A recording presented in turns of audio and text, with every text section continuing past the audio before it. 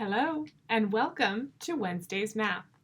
I am here with my whiteboard that my wonderful daughter helped me to decorate, and we are going to get started on our math right now. So remember, in previous weeks there were math assessments. If those aren't done, maybe double check. I will be sending you messages this week looking for them.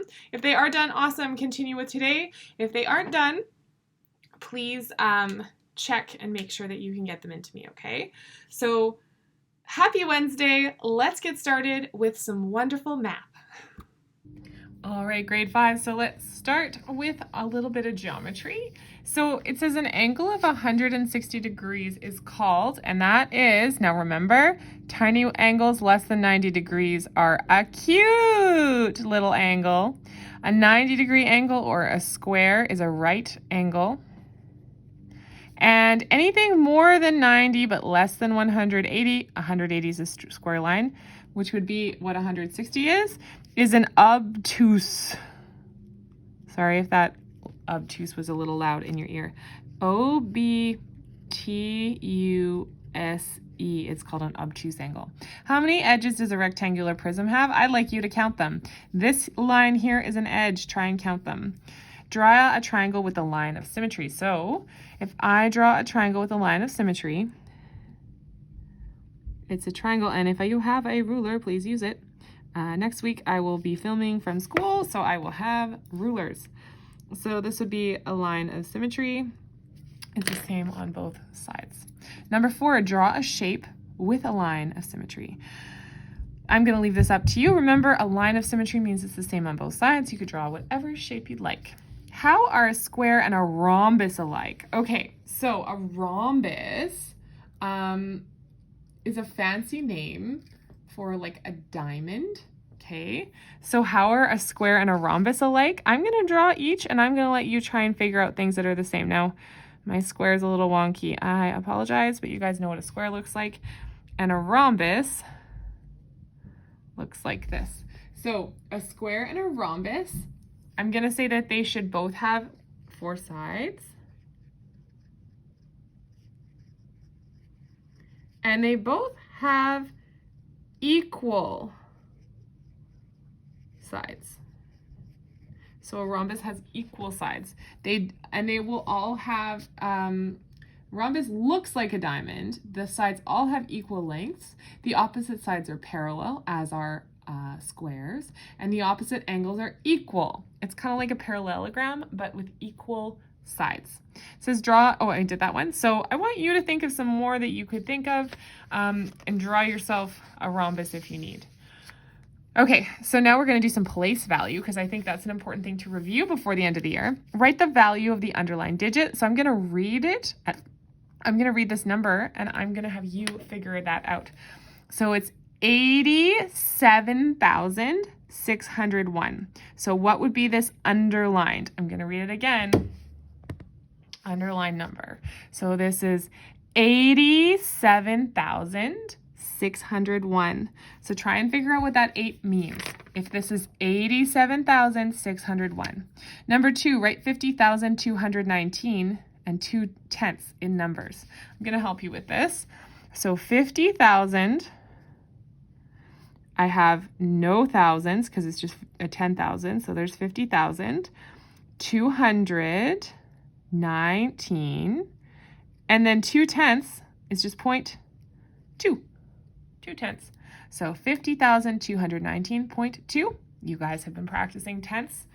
And remember, 2/10 is also expressed like that, but we want to write it in numbers, so we would have a decimal, not in fractions.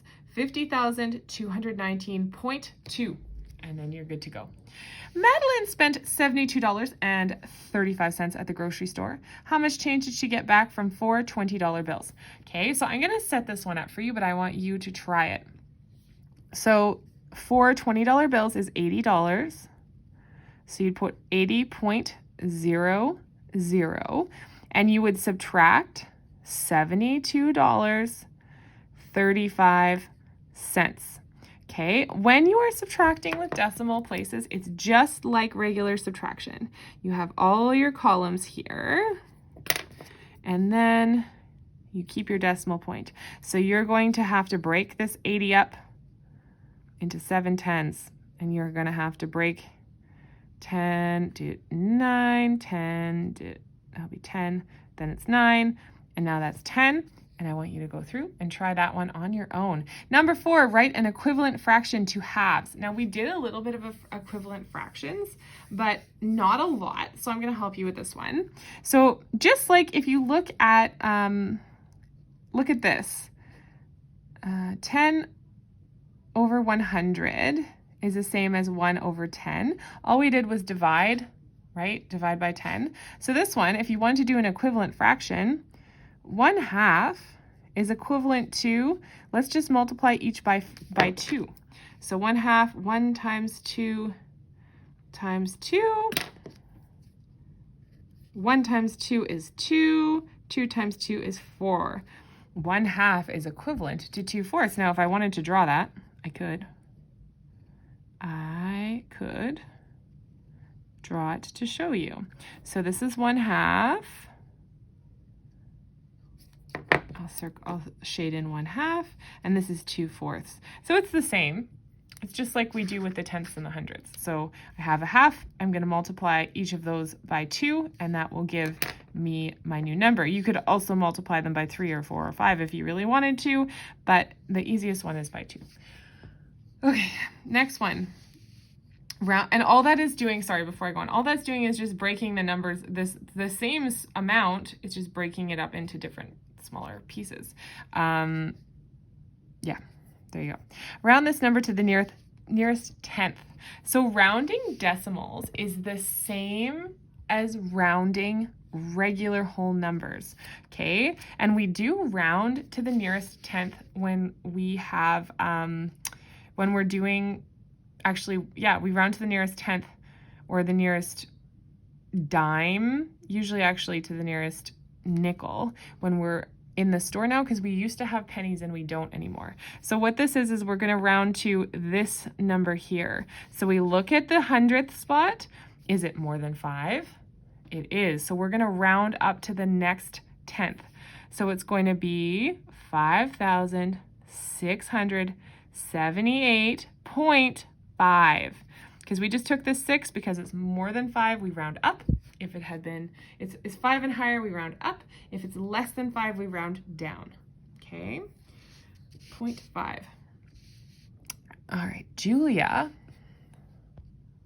has $412.34. Riley has $134.73. How much money do they have all together? Now I'm going to set this up, but since it's just simple addition, I'm going to ask you to do it yourself because I know you can. So I will set it up with, you write them on top of each other nice and neat. 412.34, 134.73, and you're going to add them together like that.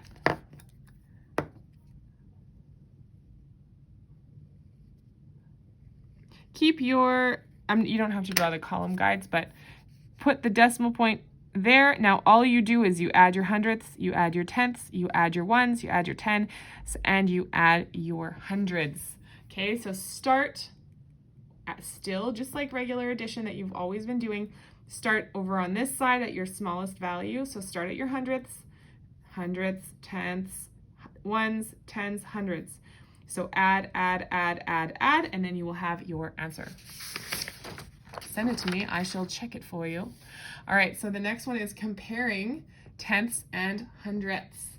So we're going to compare tenths and hundredths. So we're just going to compare them using the greater than, less than, and the way I explained this to most students, even older students, is Mrs. Oakes's crocodile, alligator or crocodile. It's very hungry and always wants to eat the bigger number. So you're going to pretend, the grade 4's got a way cooler looking crocodile. Sorry guys. there's my crocodile. And it's going to eat the bigger number. So we're using our symbols here. You can see them there. And if they're the same, it's equal. He doesn't know what to do, so it's equal. So I look here, 0.55 and 0.77. The 0.77 is the bigger number. So my symbol, that's where his mouth opens towards the bigger number. So now I'd like you to pause this and try it. Okay, I want you to try this. Then if you're stuck, you can also always follow along, but I think you can do this, guys. I'm gonna go really quickly and give you the answers, but I want you to pause it and do it yourself, then press play and check your work. Okay, so I hope you pause it to do it yourself, because I'm going to start now. Just kidding, pause it. I know there's one or two of you that did not pause it and did not try this yourself. It's time to do that now. Okay. Hopefully you all did. I can't make you do it, but I really hope for your own learning that you did. All right, so I have 1/10 or 1200ths or 0.1 or 0.12. The bigger one is this one, 0.27 or 0.22. So 2700ths or 2200ths. Bigger, 2300ths or 3200ths. 7/10 or 1/10. 5/10 or 3/10. 8900ths or 0.89 or 9000ths, 0.8 or 0.9, 0.8 or 0.4. Okay, so 8/10 or 9/10, 8/10 or 4/10. Now, fill in each box. Now, it gets trickier down here, but not that much trickier because they're kind of mixing the way they do it, okay? And I know that you can do this, so I'm not too concerned, but I will go through and give you some of the answers. I'm going to walk through with you. I'm going to do the first two, then I'm going to ask you to try the rest on your own, then by pausing the video and then press play to check your answers, okay? So 2/10, or if we look here, this is one, it's really hard to see on this printout, 1, 2, 3, 4, and 2. So this is 0.42, and this is 0.2. So this one is the bigger number. This is 10/10. So again, if you think you know this, whenever you think you got it, pause it and try it on your own, okay? 10/10, which is 1 whole, or 3/10. Well, the 1 whole is always the bigger one. 8700ths or 5900ths, 0.59. All right, 0.87 is the bigger one. 3/10 or 3000ths. These are equal. They are the same. 3/10 or 3000ths. This one is 0.3, and this one is 0.3. They're both the same. 9000ths or 4/10. So 0.9 is 9000ths. 4/10 is 0.4. 9000ths is the bigger one. 2100ths or 2100ths. Both of these are the same, they're equal.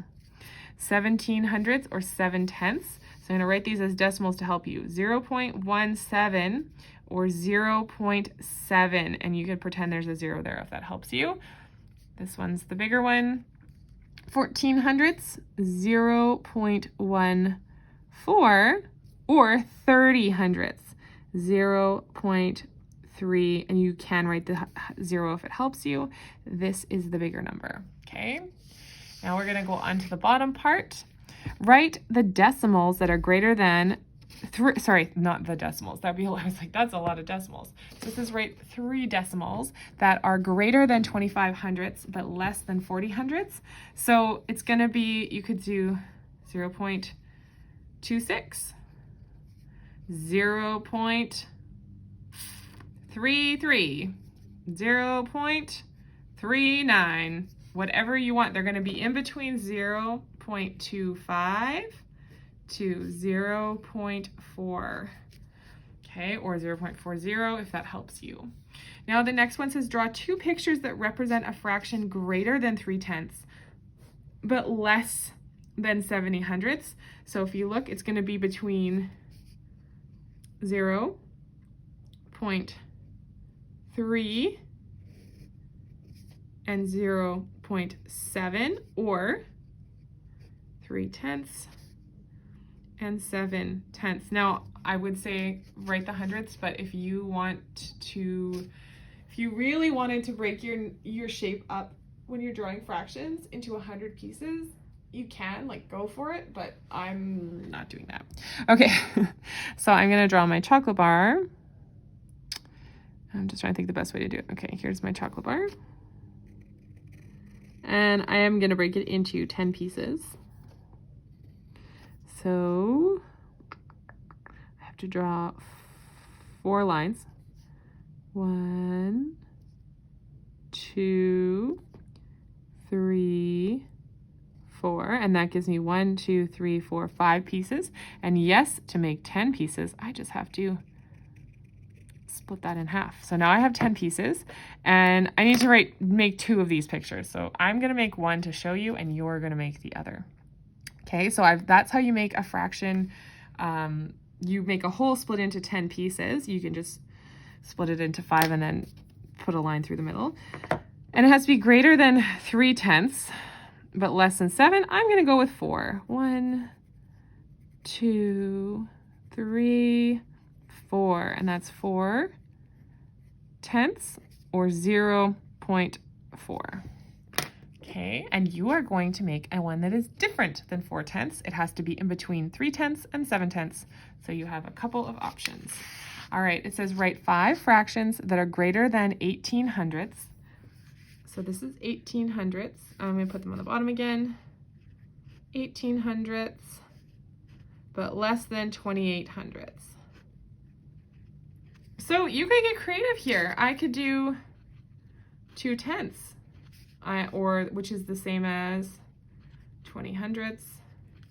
I could do, it has to be between 18 and 28, and I have to make 5. So I'm going to make 2, and then I'm going to have you figure out the other. So just think of the top number, the denominator. You could make them over 100. The denominator needs to be between 18 and 28.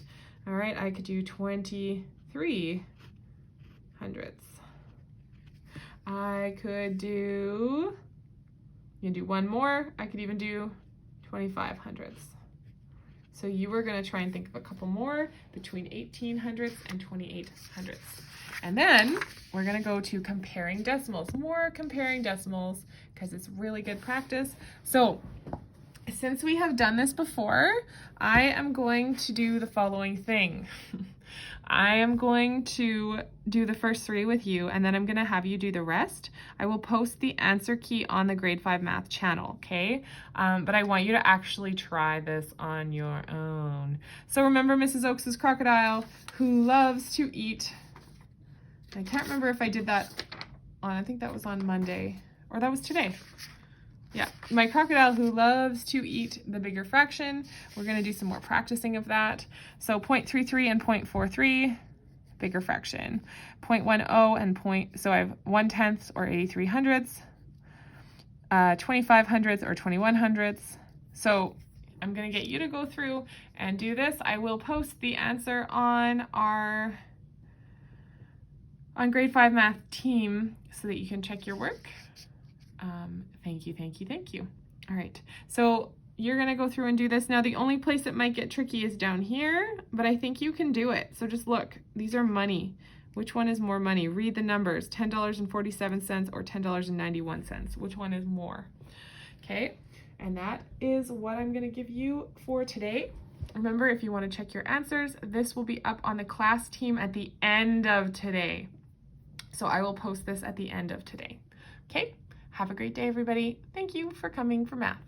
You did it! Good job.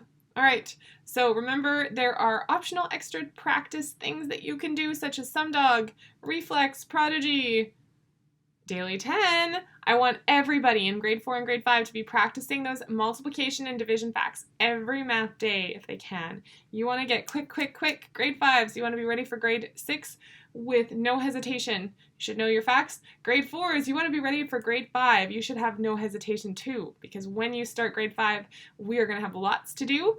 And the fact review in grade 5 is not the same as the fact review in grade 4. You got way more time for it. So in grade 5 and grade 6, you should be starting the year ready to go, knowing your facts. Spend some time today working on those, okay? Have a fantastic day. Thank you for showing up. I really appreciate it. I will see you on Friday for more math.